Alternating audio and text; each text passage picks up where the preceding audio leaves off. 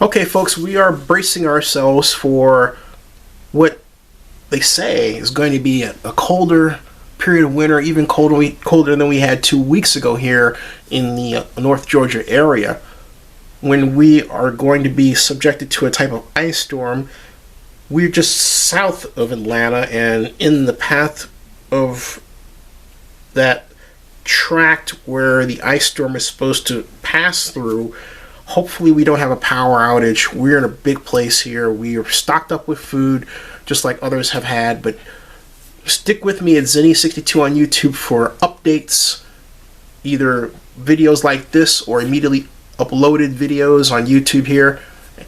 And also Zenny62.com, the blog, and Zenny62.com, or Zenny62 on Twitter.